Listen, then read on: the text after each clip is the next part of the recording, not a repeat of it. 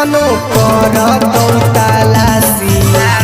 कुंडली में हमर छौड़ी लिखल हौ बदमाशी। 56 इंच के रखले हियौ शेरा वाला छाती। कुंडली में लिखल हौ हमर बदमाशी। कुंडली में हमर छौड़ी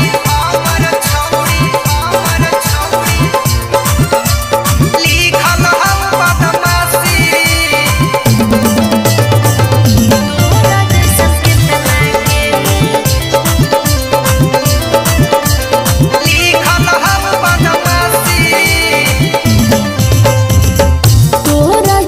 कितना के लाई दिलिए माटी में। देख ले वो पावर कितना हको तोरा छाती में। आजमा के देख ले।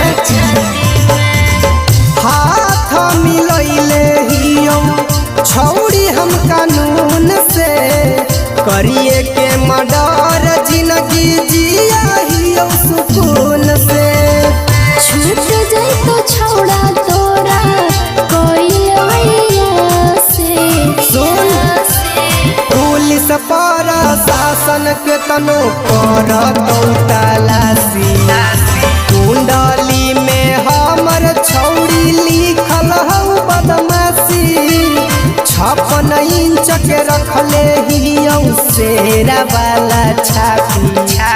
कुंडली में लिखल हौ हमर बदमाशी। कुंडली में हमर छौड़ी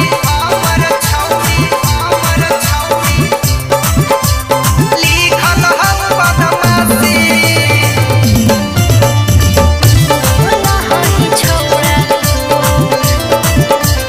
लिखल हौ बदमाशी।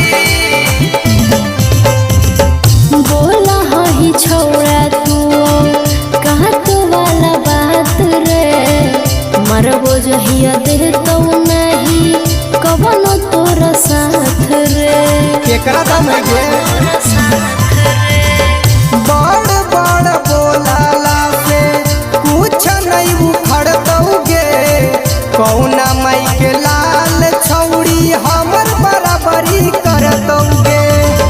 जिया तेज निगिया सोचल देवो तोरा से। अच्छा सुन पुलिस पर शासन के तनो करतौ तलाशी। कुंडली में हमर छौड़ी लिखल हौ बदमाशी।